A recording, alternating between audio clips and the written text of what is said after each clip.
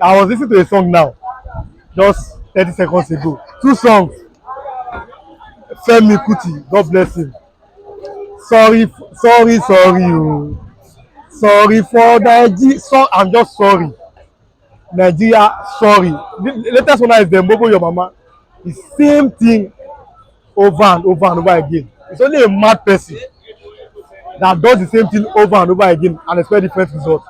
They have been doing this. Padding budget. Sir, 3 trillion naira unaccounted for in the budget of a nation. You're denying it. Now, budget claim, and they say that it is true. Now, imagine what 3 trillion naira will do in the health sector. Even 3 trillion naira being injected into the economy. You know, I was saying, you remove first subsidy to make the citizens to suffer the more, only for you to fund the expensive lifestyles of our politicians. That's supposed to be so. In a country where there's mass poverty. You know, when we complain every day, some people don't understand. Most of your viewers, they are abroad. So they don't, maybe they have families here. They don't know what I'm talking about. To feed in a day is a problem now. Their families now in Lagos, they only feed once in a day. You understand? So these are the problems. Then there are a group of people, 3 trillion, not 3 million, 3 trillion naira. Then we are hearing 500 million being shared. Naira Abayibe came out and said, I received 240 million naira for constituency project. A lawmaker, do constituency project. That's the duty of the executive arm of government. Now you're hearing now that our Senate president, 2.5 billion to buy a deep freezer. How can, just sit down and think about it. Which nation can survive on these things? You understand? Over 133 million naira are in multidimensional poverty in this nation. That is the poorest of the poor. And you read the papers, listen to your radio, you watch television, seeing how people are squandering money, the little resources that we have. You can't continue like this now. We are not angry enough to push them out of that office. No, we are not angry. No, I know. If you push a goat, an animal, if you push a goat to the wall, like I always say, when the goat reaches the end of that wall, nowhere to go, to turn back and face you. If you push a Nigerian man to the wall, when he reaches the end of the wall, he will break the wall and run away. That is how I think Jesus says, and I always repeat it. John 8 verse 32. You shall know the truth, and the truth shall make you free. A day will come that Nigerians will shock. Look at them on the National Assembly. People are sharing money. No problem. No tribe, no religion. A day will come, Nigerians will unite. Because they are doing it now with boldness, with brazen act. And what are you going to do? What will be the outcome?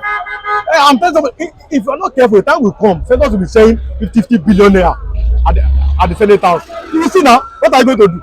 You go to church, pastor asks you to pray. Pray for who?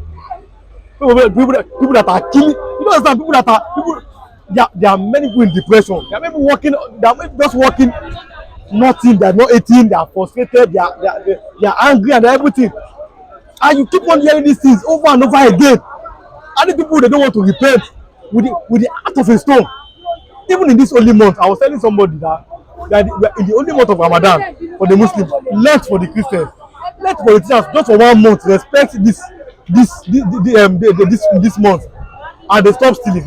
You realize how rich Nigerians are. I told you the other day, I said we don't need to borrow money. Okay, what money you want to borrow now? Where there's 3 trillion naira unaccounted for. So which money are you borrowing? Why do you want to borrow money? There's money.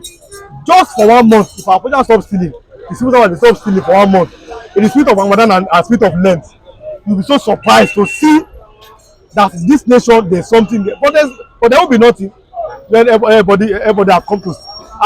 Jesus said the thief cometh not for to kill, to steal, and to destroy.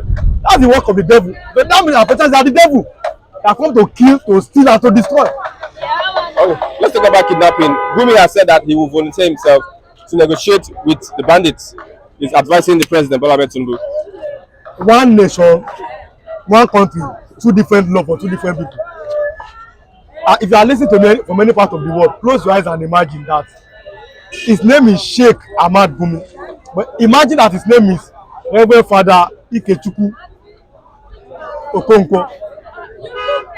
Imagine that the man's name is Sheikh Ahmad Gumi from Kaduna, But imagine now that his name is Reverend Father Okonkwo Ikechukwu from Abia State. He would have been in prison by now. I've always been saying these things. Where there's no peace, where there's no justice and equity, there can't be peace and progress. The other people are above the law. You understand? So yesterday in Kano, people were eating. Isba police came to arrest them for eating because they are in the Ramadan. Isba police again in the north, religious police. Is there Christian police in the south or in the south? Do you understand? What is keeping this nation together is the oil from the southeast. It's not that there's no problem. From the south. From the southeast. From the south. Yes. From southeast, and if the oil dries up today, Nigeria, everybody will go their separate ways. And imagine if that oil is in the north, there will not be one Nigeria. This is the truth that when we keep on saying it, like Jesus commanded us to say it, John 8:32, I always say, you shall know the truth and the truth will make you free. Look at it now. If that man is Reverend Ikechukwu Okonkwo from Abia State, he will be in detention. Or if that man is Reverend Akishola Oyewumi from Ogun State, he will be in detention now, but because he's from the north. You know where bandits are. You go and meet them, you talk with them. Even when the president says you are not negotiating with bandits, you say I offer myself to negotiate. You have been negotiating to all this while under Buhari. What is the result? You understand? Is that man above the law? Who is he? Because after the power of God, then the power of the government comes second. But who is Sheikh Ahmad Gumi that he cannot be interrogated? I'm not talking about interrogation. I mean deep interrogation. We need to know you. Who are you? Are you not as sponsor these people? Why do you know always where they are? In the bushes, you go and meet them. Imagine that it was IPOB that are, or even some Igbo people that are kidnapping people in the south, like I'm saying. And even further, Ikechukwu Okonkwo now say, I will negotiate with bandits. Oh, you have been negotiating. They will have arrested him now. Somebody said in Lagos, the Indigbo. I keep on saying it. I will bring IPOB to protect our business. That statement, I don't like it. But he didn't say I bring IPOB to kidnap anybody. This man, they says arrested him. But now there's somebody now that every time there's kidnapping in the north, he wants to come out to volunteer himself. Nothing happens to him. No nation can work like that. There can't be one nation, two laws. In a particular place, and look at it. Kidnappers, they said they want 40 trillion. Simple reason, they are seeing what the senators are doing. They want to collect their national, it's a national cake now. Because kidnapping now is a big business in Nigeria. It's national cake. Ordinary, see, let me tell you, the things that are making this country go worse cannot be perpetrated by the other citizens. Number one, banditry. When you take deep look at it, the sponsors are not just poor people. They are rich men. Take a look at smuggling.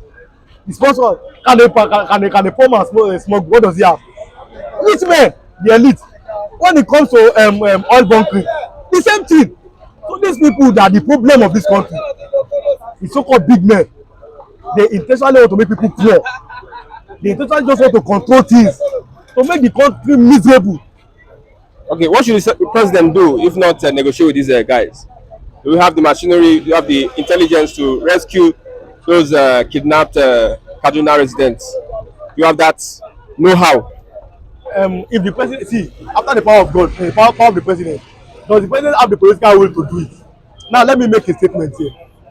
In the history of Nigeria, no, since 1999, one chief of army staff performed well. Then, our president did not have the political will to keep him. I'll mention his name. His name is Chief of Army Staff Iyejirika from the southeast. Iyejirika from the southeast. The man was bombarding Boko Haram. Then people from the north came out and said, hey, they are Igbos, so they want to take revenge for killing our for the civil war. Yes, the Jonathan removed him. Anybody that is kept. Now, even this Yoruba lady that was an Air Force that was killed too, she was bombarding them. I've forgotten her name now. The lady has been killed from Kogi State. So anybody that wants to work against these wicked people, somehow the other people come out and say they're attacking them. We are these people that are the wicked people. Our president doesn't have the political will, because I was telling Nigeria should not elect a politician. I was saying it. This is the result. Our president now is thinking is that 2027. That's the problem. We don't want to offend the North. But if you don't offend those people, if you don't root out this evil, it will continue. Government has the power to do. See, Nigeria, see, if the security officers they don't want to work, they can work.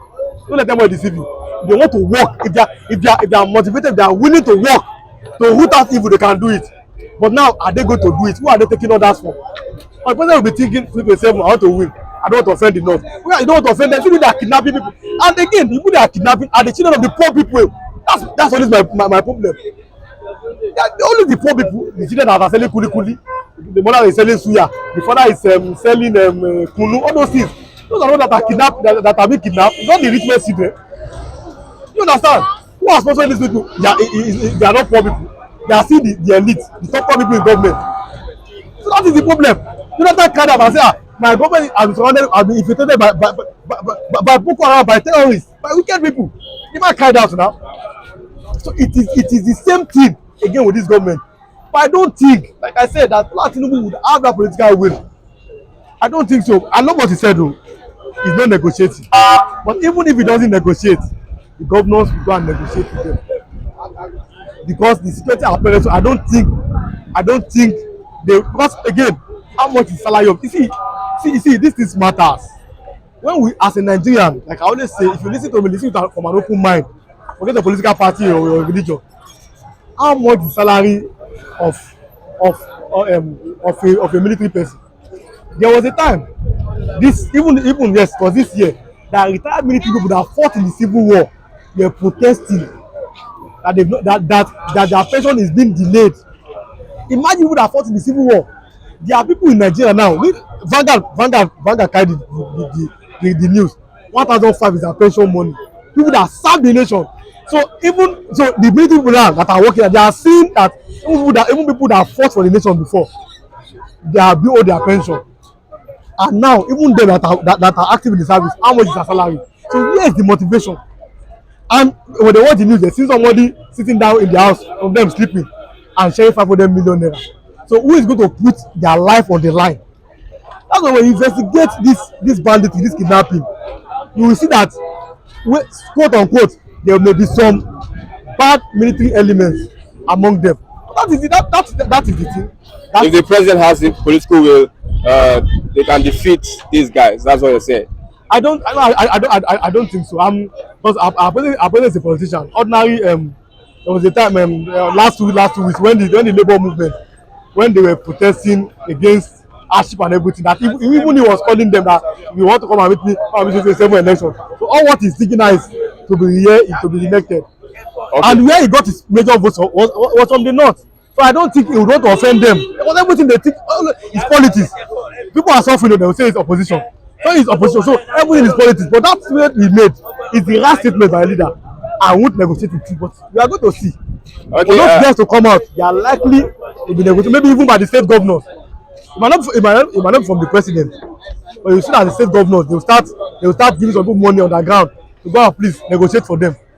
Arrested Mietiala leader is being tried in court, in detention, whereas the followers have said that if you keep detaining this man, there will be consequences. Imagine.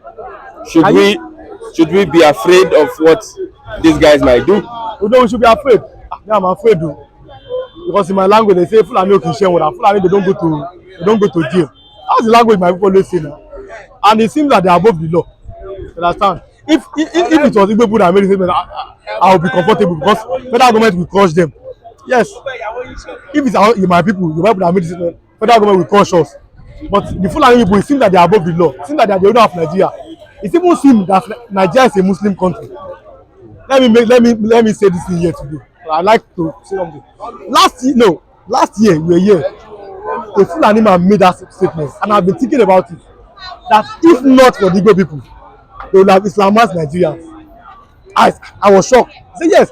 Say the reason why they hate these people is because they are always against their plans. If Nigeria were to be maybe only Igbo and Fulani and Yoruba people are KP that everywhere that they will have Islamized Nigerians and Yoruba people does not care. He said what? He said yes. Say your people also say your people they don't have mind. Say but these people they won't agree, they will be part of the plan. So that is the problem. So it seems that the Fulani they are above the law. It seems that the Fulani it seems they have backing from somewhere. Okay, look at how can group of people be threatening the state as the army, the air force and the military. Which infantry? As a Yoruba nation, I've never tried it before. The Yoruba people. as the Igbo people have ever tried it before. But look at them coming as if you know these are leaders, there will be consequences. And you are going to see. You are going, yes, now when they say something, they when they tell you they are going to. There was a time they wanted to kill the governor of Benue State. They came out and said that we wanted to kill you. Funam, Fulani nationality movement. They said it, and we were the one that wanted to kill governor. Till today, we are not persecuted. If not for the resilience of the Igbo people, Yes, is yes, is a Fulani man here. He said it here. He made that statement. Said, you know what said? For me, I love to. I said, say you, say your people, you now no get mind. I be coward. But those ones, they stubborn. If not be them, this nation, everybody Muslim, I say wow.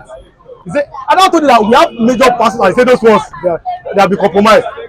I refuse to believe, but I'm still thinking about it. That is it. There's a force in the southwest by Sunday Igbo, which is the Yoruba nation. Don't you think that force also contributes to the fact that Nigeria would have not been Islamized by these Fulani people? You see, Sunday goes, even the outside political came on that it was political, and you wanted to use it to gain presidential. Yes, and they said it, the Fulani people said it, but which was good the other time. No, I love this movement because you have to be very, very careful. These people look at the way they are in control of a Yoruba state. Now, that Yoruba state now is being counted as a north central. Ilorin, every Yoruba king have this crown. Ilorin king, they won't call him Emir. You understand? So I love what he did. He had to stand up. If he didn't stand up, the governors, apart from maybe Akeredolu, majority of them, I'm only saying it. Why are you afraid of these Fulani people? What is the problem? So the governors, they were afraid. You understand? The governors, they were afraid. They couldn't come out in force and say, oh, they are protecting our people. You understand? So take a look at it. But you can't imagine. How can you imagine that Fulani will now go somewhere in the east? You go people, you kill somebody, the next you talk, then you now start praying there. It's a mosque. Those ones they won't. They'll say no, cannot happen here. Even in the people too. But those ones too. Those ones too. They don't have time. But here, no, it seems normally we are liberal people. You don't like, but sometimes when you are too liberal, these evil forces they come like your brothers. I know people came. That is why I love the way the southern government they stood up against Ruga. Ruga was the plan now to set up to set up this cattle colonies in every part of this country. Do you understand? But thank God the southern governors they stood up and said no, we don't want it. The same thing that has happened. You have read it now. That now, even under this, I told you that no matter who is the president of Nigeria, it seems that this country is in favor of it. People don't believe me when I say it, but you always see it. Now a Yoruba president now is even calling for this Fulani, this same Fulani, and they should give them land to get cattle. Who gave the Igbo people shop for free to be selling their market? Who gave the Igbo people shop for free to be selling their market? If you cannot pay money to buy land, to buy cattle land for your cattle, then forget that business. Government cannot be giving you land. It is a private business. Did they give the people that are owning shop here? Did they give the people free shop? No, they are renting it. They pay the landlord. You buy people too. Why can they not be giving you free land to run? In which community? And even if they give them that free land, it is always with ulterior motive. When they come as your friend, the next thing they start expansion, they start religious domination. But thank God for the Eastern people, those ones they won't agree. I love those. They don't have time for nonsense there. Go and be building mosque now. No, but my people here we should be very careful because I'm seeing some things. But wait, we should be very careful. They are going from little now Oyo State. My people should be very, very careful. Okay, that confusion to open our eyes. Fulani people, they are different from outside people. They have this expansion mentality.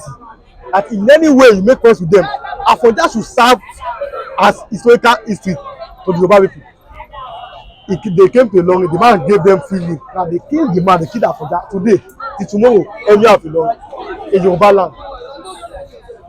There must be a reason why the government wants to give them land, because probably they have tried every other way, but it didn't work. So they are telling the governors to look for a space for them. No, that's not right now. Did the governor look for space for you where you are hosting? Did the governor look for a space for me? I've given example these people that are selling up and down here. Is it free shops? They pay. So you too, if you want, no problem. If you want a land in any part of the country, pay. Buy land. Don't be taking your cattle to be eating people's crops. When you buy the land, that's cattle colony. Train your cattle there. Then sell it. It's your private business. And again, even if you're in that community, make sure that there is peace. You can't be rearing cattle by carrying AK-47. That's an ulterior motive. Somebody is selling cattle and he has AK-47. Can you imagine that these Igbo people, all of them have AK-47 in their shop? All the Igbo people have AK-47. How can you be selling cattle and have AK-47? So let us be thinking outside the box. It's an ulterior motive. But thank God now, people's eyes have been to open. I've always said it. And no matter who is in charge of Nigeria, Fulani are above the law. But this time around, people's eyes have been open that yes, this guy was saying the truth. And again, John 8, verse 32, you shall know the truth and it shall make you free. It's time for people now to come and stand up. Nigeria is not a Fulani nation. Nigeria is a federal republic. No, It's not Islamic country. Yes, we're not a Fulani nation. We're not Islamic. Nigeria can never be Islamic nation. Nigeria will never be Islamic nation. As far, if you want an Islamic nation, go and create it. Let us separate. But as far as we are here, there are different tribes and different religions. Even in Lagos, there are shrines here. People are still doing traditional worship. Yes, there are Ekaka members here. There are Great Message members here. You understand? So Nigeria can never be an Islamic nation. My last question: would you, at any point in time, consider the breakup of Nigeria? The way see, as we are just deceiving ourselves. Nigeria cannot work like this. It can't work. Where a tribe is above another tribe. Where there's conspiracy against a major tribe. Now, I was seeing somebody said Igbo land is landlocked. That person does not have history. Igbo land is not landlocked. That's when I'm talking, I have facts. Those people, they are not landlocked. It is a deliberate plan. You know, thank God for me. I met, because I know, I'm an artist and so I work. Alaji told me that immediately they also, if they gave Igbo people the seaport, that they are in trouble. So that is why they put the seaport here only in Lagos, because they feel that they can control Yoruba somehow. But the Igbos, they say those one they have strong mind. They are uncontrollable. That's what the Fulani man told me now, Alaji. So as I'm talking now, the man feel that if they give the people support, they will go back to that. People have been to go to Aba now because there's light. You understand? So Nigeria cannot work like this. What I want is true federalism. Be in charge. The oil that oil, South oil and South East, and even on those states, that oil that is making the country one. Let the people that have oil manage their oil. Let Lagos, they have Apapa, they have Ikeja. Let them manage the VAT money that comes. The North, they have gold, they have vast farmland, they have different agents. Let them manage it. With that, because assuming it is not that have this oil that we enjoy in this country, they have divided since. The North, no. But because the South people, even them that have the oil, they are not enjoying it. Who owns the majority of the oil? They are from the North. Do you understand what I'm saying? So these are the problem. The oil of the South belongs to Nigeria, but the gold in the North belongs to the North. We can't continue like this. No nation can move forward like that. So I'm not an advocate of going separate ways. But regional system of government, we saw what Awolowo did in the Southwest. Let that happen again. Let everybody manage their resources. Let there be state police. Let everybody create a law. Since there's Islamic police in the North, if Igbo people too like, they have their own police. So that's how it's supposed to be. With that, the country will go forward. But like this, we are just deceiving ourselves. Nothing will work as Nigeria is